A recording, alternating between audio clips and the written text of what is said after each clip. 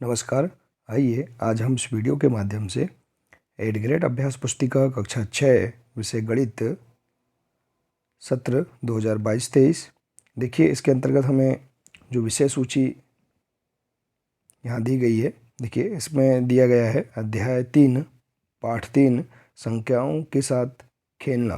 देखिए, संख्याओं के साथ खेलना, इस अध्याय के सभी प्रश्नों के आंसर हम किस प्रकार से अपनी पाठ्यपुस्तक से हम पूर्ण कर सकते हैं, आइए आज हम इस वीडियो के माध्यम से जानेंगे। तो देखिए, यहाँ पर दिया है अध्याय 3 संख्याओं के साथ खेलना।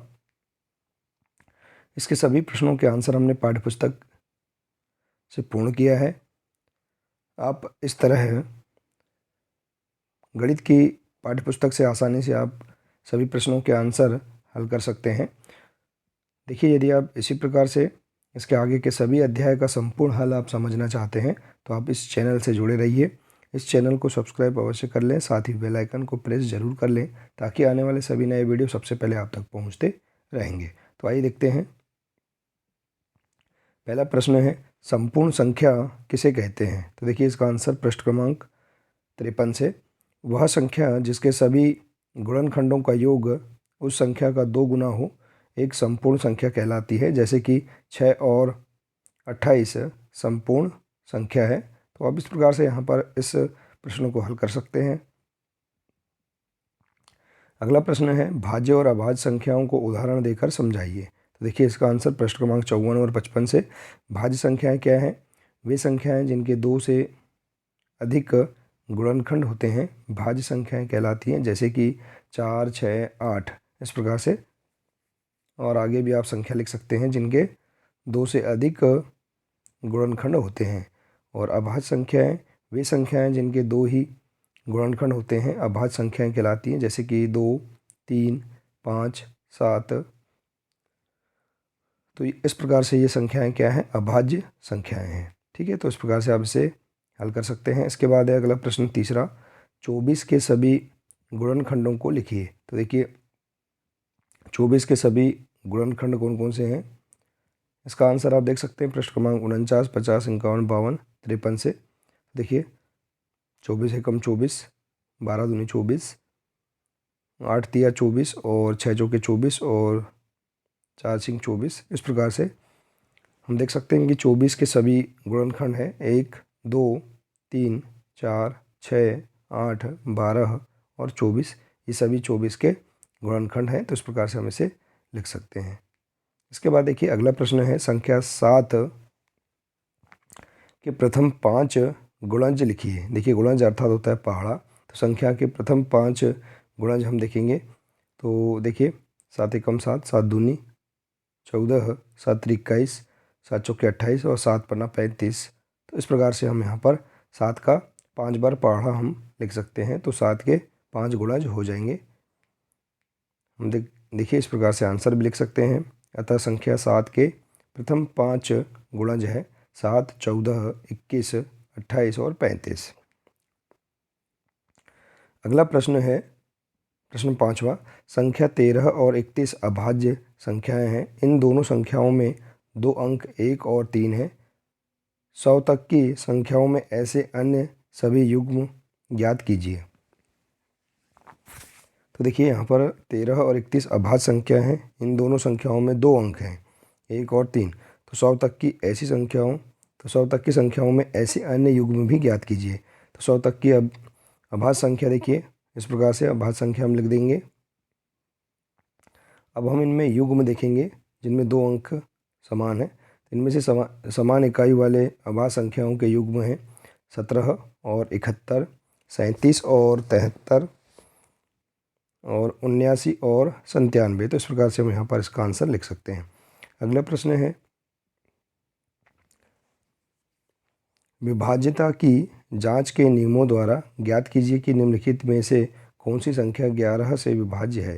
देखिए, यहाँ पर पहला दिया है 5445, दूसरा है 1331 और तीसरा है 5081। तो इसे हम समझ सकते हैं पृष्ठ क्रमांक 60 और 61 से। देखिए, इसका आंसर, किसी संख्या के दाईं से विषम स्थानों के अंकों का योग और सम स्थानों के अंकों का योग का अंतर शून्य हो या 11 से विभाज्य हो तो वह संख्या 11 से विभाज्य होगी। तो इस प्रकार से हम इसके नियम लिख देंगे विभाज्यता के। अब देखिए यहाँ पर पहला है, संख्या दी गई है 5445। तो देखिए विषम स्थानों के अंकों का योग क्या है, 5 और 4। ठीक है, देखिए तो इसका योग है 9। तो सम स्थानों के अंकों का योग है 5 और 4, इसका भी 9 है। तो योग का अंतर देखिए 9 में से 9 हम क्रॉस करें घटाएंगे तो आंसर हमारे पास आएगा 0। तो हम कह सकते हैं कि 5445 11 से विभाज्य है। इसी प्रकार से देखिए संख्या 1331 11 से विभाज्य है और संख्या 5081 11 से विभाज्य नहीं है। तो इस प्रकार से आप इसे इस पहले प्रश्न की तरह हल करके आप इसे समझ सकते हैं। इसके बाद देखिए अगला है 7वां प्रश्न, 35 और 50 के सार्व गुणनखंड ज्ञात कीजिए। तो देखिए 35 के सार्व गुणनखंड, देखिए पहले हम इसके गुणनखंड निकाल लेंगे, इसके बाद 50 के। तो 35 के गुणनखंड है 1, 5, 7 और 35, और 50 के गुणनखंड है 1, 2, 5, 10, 25 और 50। तो अब दोनों में सार्व गुणनखंड है 1 और 5। ठीक है, इसमें दोनों में बराबर हैं, समान रूप से आए हैं 1 और 5। तो इसे हम सार्व या उभयनिष्ठ गुणनखंड हम कह सकते हैं। ठीक है, अगला है प्रश्न 8वां, एक संख्या 5 और 12 दोनों से विभाज्य है, किस अन्य संख्या से यह संख्या सदैव विभाजित होगी। तो देखिए इसका आंसर पृष्ठ क्रमांक 62 और 63 से संख्या 5 और 13 के गुणनफल से विभाजित होगी। देखिए अभिष्ट संख्या में से ज्ञात कर सकते हैं, 5 गुणा 12 बराबर 60। तो अतः संख्या 60 से सदैव विभाज्य होगी। तो हम इसे इस प्रकार से हल कर सकते हैं। अगला है 12, 16 और 28 का महत्तम समापवर्त ज्ञात कीजिए। तो देखिए इस प्रकार से आप इसका महत्तम समापवर्त ज्ञात कर सकते हैं।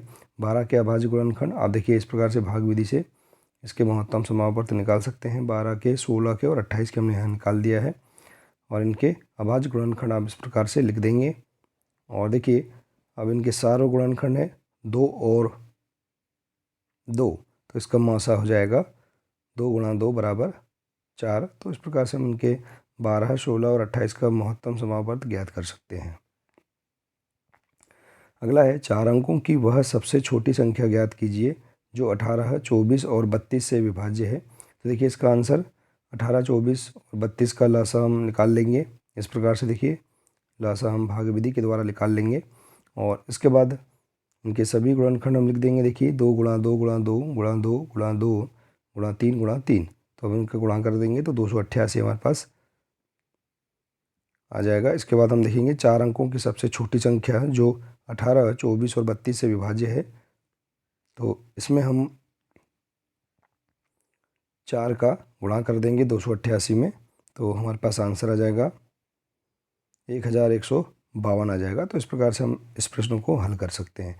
तो देखिए इस प्रकार से आप यहाँ पर इस अध्याय के सभी 10 प्रश्नों के आंसर आप इस प्रकार से पाठ्यपुस्तक की मदद से आप पूर्ण कर सकते हैं। देखिए इसे समझ सकते हैं इस प्रकार से। तो आशा है कि आपको इस अध्याय के सभी प्रश्नों के आंसर समझ में आ गए होंगे। इसी प्रकार से हम देखिए इसके आगे के सभी अध्याय का संपूर्ण हल भी समझेंगे। तो आज के लिए सिर्फ इतना ही है, मिलते हैं इसी प्रकार से अगले नए वीडियो के साथ। नमस्कार।